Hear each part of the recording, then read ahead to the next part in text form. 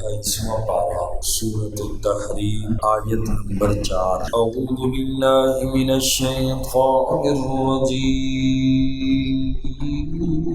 بسم اللہ الرحمن الرحیم۔ ان تتوبا، اگر تم دونوں توبہ کرو،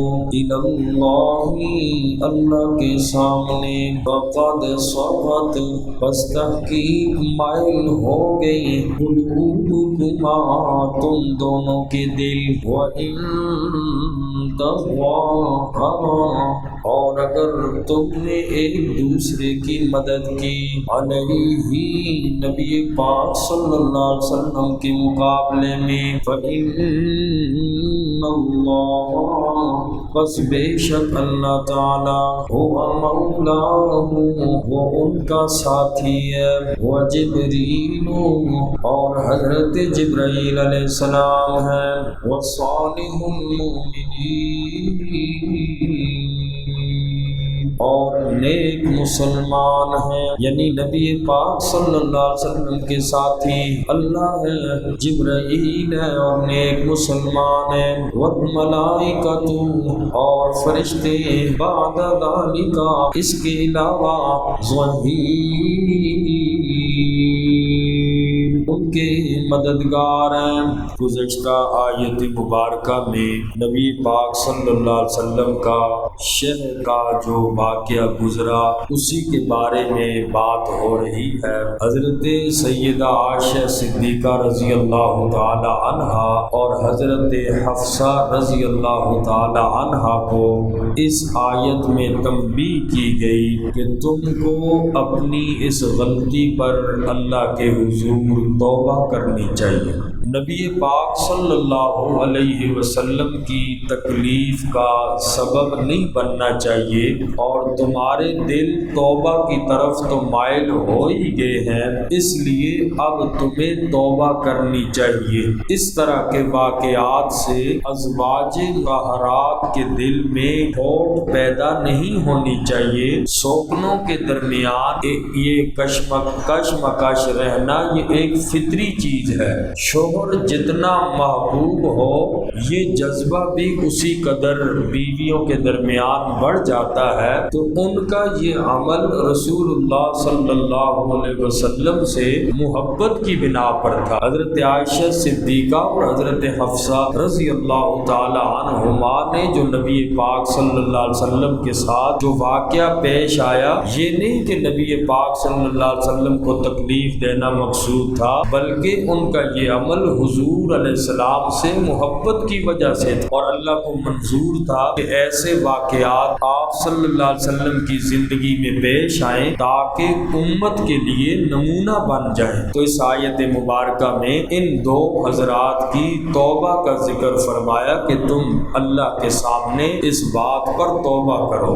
ان تتوبا الی اللہ، اگر تم دونوں توبہ کرو اللہ کے سامنے، فقد صغت قلوبکما، بس تحقیق مائل ہو گئے تم دونوں کے دل توبہ کی طرف، وَإِن تظاہرا علیہ، اور اگر تم نے ایک دوسرے کی مدد کی نبی پاک صلی اللہ علیہ وسلم کے مقابلے میں، فَإِنَّ اللَّهَ، بس بے شک اللہ تعالی، هو مولاہ، وہ اللہ نبی پاک صلی اللہ علیہ وسلم کے مولا ہے۔ یعنی اگر تم دونوں بیویوں نے کسی ایسے کام پر ایک دوسرے کی مدد کی جس سے رسول اللہ صلی اللہ علیہ وسلم کو تکلیف پہنچے، تو نبی پاک کو یاد رکھو تمہارے اس کام سے کوئی نقصان نہیں پہنچے گا۔ کیوں؟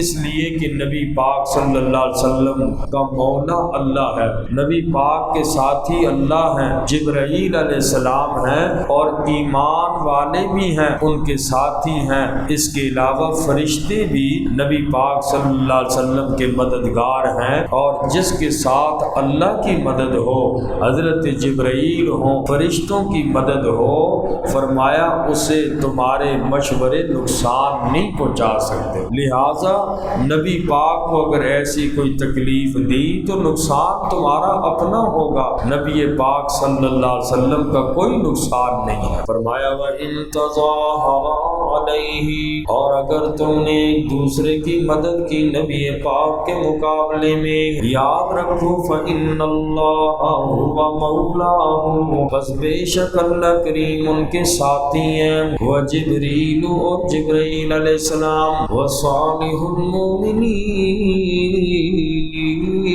اور نیک مسلمان، وَالْمَلَائِكَةُ بَعْدَ ذَلِكَ، اور اس کے علاوہ فرشتے بھی ظہیر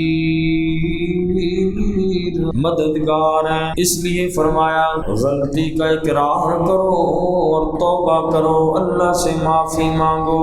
عسیٰ ربہ، امید ہے کہ اس کا رب، ان طلقکن، اگر وہ طلاق دے دے تم کو، ان یبدلہ، وہ بدلے میں دے دے ان کو، ازواجا، بیویاں، خیرا، بہتر، منکن، تم میں سے۔ آپ صلی اللہ علیہ وسلم کی بیویوں سے اللہ نے خطاب فرمایا، اگر اے بیویوں نبی پاک کی، تم نے اگر نبی پاک کو کسی قسم کی تکلیف دینا چاہیے اور نبی تمہیں طلاق دے دے تو اس کا رب تمہارے بدلے میں تم سے اچھی عورتیں اپنے نبی کو عطا فرمائے گا، اور جن کی خصوصیات یہ ہوں گی، مسلمات، مومنات، قانتات، تائبات، عابدات، سائحات، طیبات وابکارا۔ فرمایا ایسی صفات والی، خصوصیات والی اللہ ایمان والی عورتیں اپنے نبی کو عطا فرمائیں گے۔ مسلمات، پہلی صفت یہ ہوگی فرما بردار ہوں گی، اسلام والی ہوں گی۔ مومنات، فرمایا ایمان والی عورتیں ہوں گی۔ قانتات، اطاعت کرنے والیاں ہوں گی، یعنی نبی پاک صلی اللہ علیہ وسلم کی اطاعت کرنے والیاں۔ تائبات، توبہ کرنے والیاں۔ عابدات، عبادت کرنے والیاں ہوں گی۔ سائحات،